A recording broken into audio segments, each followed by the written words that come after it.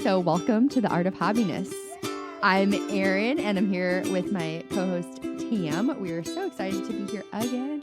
Always excited to be here. We love recording days. I love recording days. If you haven't joined us before, we are two working millennial moms, and we are doing this podcast to help find happiness through hobbies. We really are doing happiness through hobbies. Yeah. We've already kind of tackled a couple. Yep. And we had some of our listeners give us some great feedback about how they kind of almost wish we would have had a little section in which we almost kind of ranked the hobby, gave it like some sort of grading scale of how we personally experienced it, or how they could even kind of base their interests in the hobby. Did you happen to see that note? I did. And so I think, we've come up with some great guidelines on what we're going to use to scale or rank our hobbies kind of going forward. That would be helpful. Yeah, on like a 1 to 5. So Yep. we've got like some bullet points that we can throw out here and put them on a scale of 1 to 5 to determine how we personally felt the hobby went for us versus how it could potentially be for others. And honestly, I feel like that'll kind of help me a little bit and really kind of focusing on where I stand with a hobby. If something kind of ranks a little higher on something or a little lower on something, maybe my next hobby kind of comes up to meet that need that I lost on the other hobby. Yeah, I think so. Really I think for some people, they like that objective information, that scale. I think for me, when I was looking at the ranking, like ideas for how to rank a hobby, I get more into the emotion of it and like the thought, so more subjective things. So I think there's a little bit of both there. So we'll talk about that. Absolutely. So we have kind of 5 points of how to rank a hobby. And the first one is engagement. And so how absorbed are you in the hobby, in the activity, and kind of rate how mental or physical involvement in the hobby you are, or how much it requires. I think that's a good one to consider because, when we talked about how like you did your sourdough hobby, it was a week almost that you had to lead up to that. And I feel like that's really engaged in a hobby. Like you really have to be in there. Mentally, yes. I feel like I had to strategically figure out when I was going to do it and how, fit it into my life. However, you're actually hands-on is not that much. For me, the mental load, I think was almost too much. Like adding to my mental load of like, where I'm going to put that in. Which is not what you really want right now. At least I feel like that's what we really want right now. Like we want something that almost kind of helps like take away from that mental load. As moms, we have so much already on there. You just need something in that free time that just takes you out of that. Yeah, you can zone out. I mean, that's why we love TV, right? Because it's like just mind numbing. But that's not what we're looking for here, right? Right. What it makes like a stimulated time frame that still lowers that mental load. Exactly. So, and then the number 2 was enjoyment. So, how much pleasure or satisfaction do you get from the hobby? How overall does it bring you happiness? And that's a little more subjective, but absolutely. How do you feel? I think that's a great point about commenting about how it could be very subjective. I feel like that one's going to be one where, sure, we'll definitely make sure to note for us personally where a hobby hits there, but to remember that it truly is a personal experience that you and I are having. And this because, I connected with my hobby and you didn't connect with yours doesn't necessarily mean that that's how our listeners are going to feel about their hobby. Like we're just trying to give them that baseline of someone who's tried it. Absolutely. And what we thought about it. And I think like for me, it's like, following the intuition and being okay with quitting, and that's okay, Oh, yes. So just, really checking in and making, is this making me happy or not? Right. So, all right. Number 3 was skill development. To what extent does a hobby help you develop new skills or improve existing ones? Oh, that one is so tough. And I feel like, it depends on what you're doing, but both of our hobbies we picked, sourdough making and fly tying, there's definitely a lot of, both of us were complete novices, no idea what we're doing. So there was a lot of skill making involved. For you is more like intricate hand-on skills, but also learning the subject of fly tying, right? And for me, it was just kind of, just a lot of basic kitchen skills. But so in that regard, I feel like kitchen skills are really hard, Erin. If they were easy, you and I both would be doing them. And we don't have those skills. I think that's just, how we grew up, right? So for us, it was all about like career driven. Yes. As for our generation. So, yes. But that's why we're here. Right. Trying to like backpedal a little bit and find that. Right. Figure out who we are, activity. do it on purpose. Yes. My God. So I think for both of our skills in the last hobbies, there was new skills. I felt like that part of it was ranked pretty high. For me. I would definitely rank tie flying very high for me on that one. Mm-hmm. So number 4 for the ranking a hobby, social interaction. So how much, I mean, it's kind of self-explanatory, but how much opportunity does the hobby give you for socializing and connecting? You know, that's interesting. I don't think that you and I really tapped on that in either time that we talked about our hobby. And that is something that we've talked about that we actually really want in the hobby. And I wonder if it's just because we just didn't think to ask each other about that. Did you have, like, do you feel like sourdough making created or could create a community for you? I mean, I suppose it could. You know, there is a big community, like many hobbies online, and I'm sure locally there's probably communities you can get into. But for me, I think to me it is kind of an isolating activity. I mean, the actual making of the sourdough, I mean, you're doing that at home, right? By yourself. So I don't know. You know, I think when we started this, I think we did touch a little bit on this connection before, but that's one thing that not starting this podcast that I realized is that I do like just spending time with you doing this and planning it and making this podcast in itself has been so energizing and fun that, you know, I think previously I was like, oh, I don't need that connection community, but I'm starting to think that I do. I like that. Yeah. That's interesting. So I'm thinking back to my fly tying part, and I'm like, you know, I got so caught up in just learning the why behind it that I never really kind of got into trying to look for too much help outside of my father-in-law. But I did look and see that like my local fly tying shop does have classes.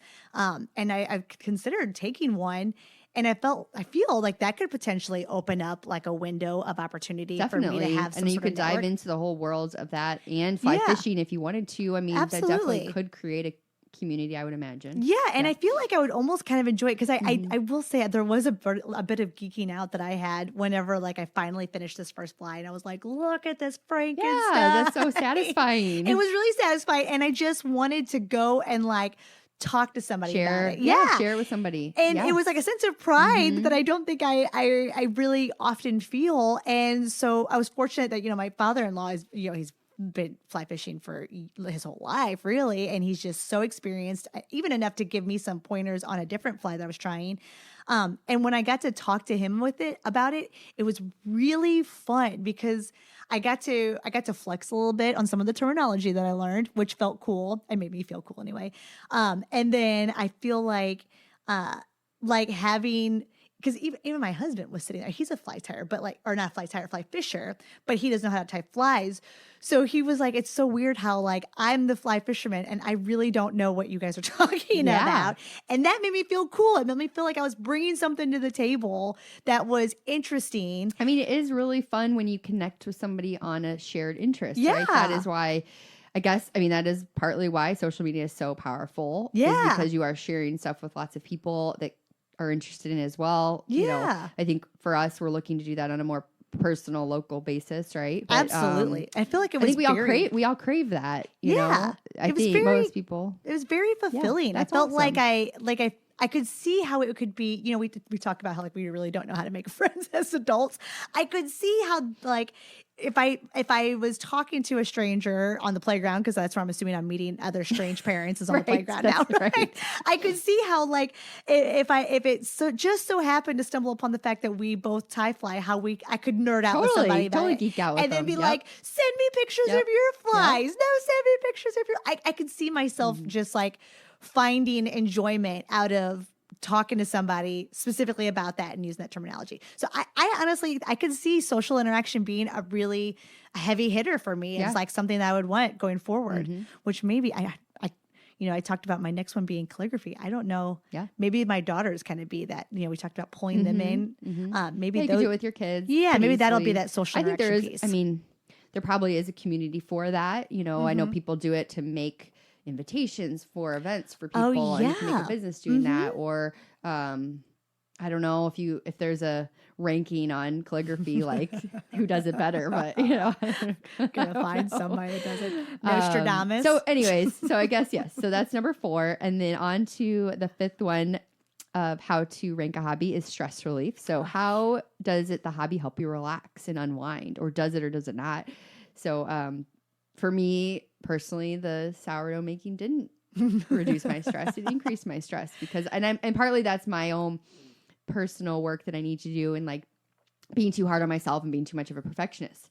So it just probably wasn't the best thing for me to start with. Which is so crazy because I feel like I could see the stress level for you being high because of the fact that it's a living creature, right? And obviously I'm not helping with putting so much stress on you to make sure, you know, your starter baby lives on to its teen years. But I feel like you're right. Like I'm sure there are hobbies out there that have like a stress level, right? That maybe some people, like there are times where sometimes I think I do enjoy stress. Like there is a level of stress. Push you, right? Yeah, like I feel like stress does kind of help motivate me sometimes in a positive way, but then there's also like that negative stress, right? Where like I don't want it.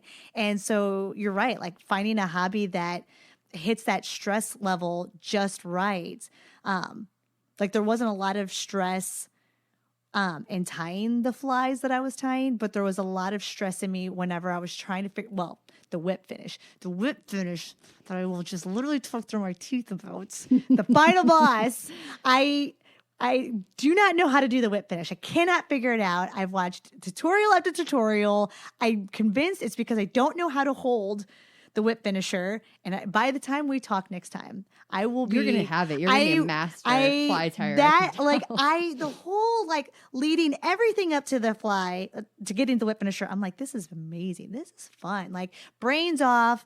I feel like I'm just really just kind of enjoying it. That's awesome. That's what you want. You want to get in that flow state where you're just not thinking about anything else. That's but then whip finisher comes. That is the goal. I'm gonna find a community who can teach me how to do whip finisher. Yeah, well there you go. Maybe if I go to that class, post a picture. Maybe if I take a video of what I'm doing and see if somebody could just, and then post it to Insta to see if somebody could just tell me what am I doing wrong. I guarantee you could get some crowdsourcing there for sure. Gotta have somebody out there who could be like, well, silly, because like it's the tool is like it's like a zigzaggy bar that has a handle that spins on its own, right? So the tool itself is like all supposed to stay still while there's like a little spinny handle. And like that handle looks seemingly like it's supposed to do all the work for you. Like you're just supposed to just keep doing this cranking motion and voila, it's finished.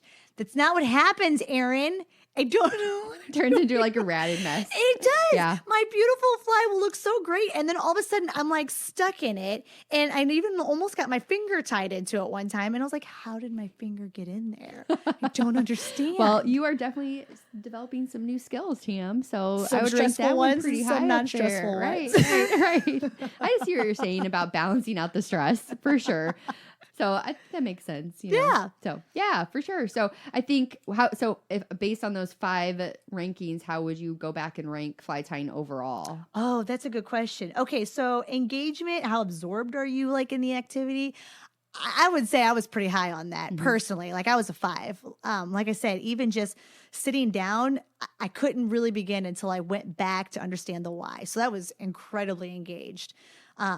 And, you know, I even pulled my kids in on one of them. You know, my youngest helped me with the first one, and she was awesome. She was a great cheerleader the whole time because getting that string on there, that first string on the hook and getting it to stay and using the weight of the bobbin to keep it all together.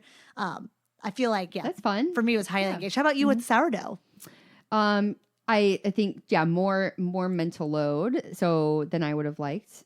So I guess to me, I'm looking at that ranking differently. Engagement was almost, no, I see what you're saying. I guess I was not absorbed in it, so I would rank it low. Like I didn't get into it like in a positive way. But you bring up an interesting point, like of engagement, because I feel like you and I just interpret it completely differently. Like I interpreted engagement as almost like a positive, like I was really into it, I was fully involved. Whereas you almost kind of saw engagement as like it was time consuming. I had to really be engaged, and it was not what I was looking forward to.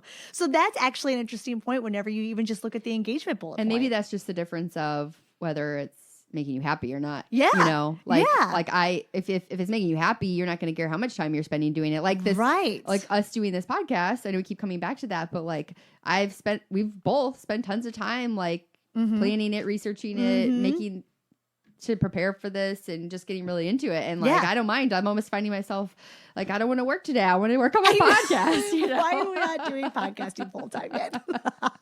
So, interesting interpretation. So I guess for me, like, overall, for sourdough, to me, it was, if I were going to rate it out of like a 5 scale, I'd probably put it at like a 2 out of 5 for me personally. Yeah. Whereas I know somebody else would rank it probably much higher. Yeah. That's, again, I think that's just a very good affirmation to like our listeners, that like how we truly are very aware that this is a very personal experience for us, and how even just in a one particular hobby, based off of how much we enjoyed it, influences how much we rank it on this scale. So keep that in mind, yourself, whenever you're going through your own hobbies and trying to determine, like, does it hit these levels for you? Maybe look into that rating. Maybe if it's really consistently hitting low in all those areas, maybe it truly just is not something that's sitting with you. And maybe that helps you determine whether or not it's time to quit a hobby or to keep pushing forward. Yeah. And I think just learning from that and figuring out how you, like, where you want to go from there. Yeah. Learning experience for sure. Which I guess moves on to the second point of enjoyment. Yeah. Yeah. I mean, it all ties together, if that right? one doesn't tell you anything. Yeah. It all ties together. And so it's just all about a lot of it is, to me, more subjective, following your intuition, and just I don't think having a hobby should have so much pressure on it. Agreed. Just kind of figure out what you like to do. Yeah, I agree with make that. Make time for it. I think that's the biggest thing for me, is making the time for it. Yes. So that is a tough one. It's like actually carving out that time to make sure to do it. Because I would agree, I struggled with that at times as well. Because I was always able to find something instead of the fly tying to fill with. Like, I would be like, okay, I've got a couple minutes. Well, I probably could do those dishes that is the constant struggle, right? Like, just in life, as like with having so many hats. Yes. And it's just like we come back to choosing to put ourselves first, doing something that makes us happy first over doing the daily chores or things that seemingly need to get done, but they can wait, So it's a balance, and we're still a work in progress here. It's our hobbiness. Eventually I'll figure out that it's okay if that cup sits in the sink for, that's right. for an extra hour while I go and do this. Like, I can take that time, especially when all the kids are distracted. Like, I find like that's like the best time for me to like try to get into the whole hobbiness is when the girls are distracted, Pat's distracted. Like, that just seems like the most obvious time. But I think it's clearing out that mental load. Like, because when you feel like they've got at any moment somebody might need you for something, then it's hard to get really focused on and actually truly enjoy what you're doing. So, well, I hopefully this was slightly helpful, these rankings, and we'll use these guidelines going forward as we explore more hobbies. We are glad you joined us today on the Hobbiness. Yes, thank you. And we look forward to chatting with you again next time. Talk to you soon. Bye. Bye.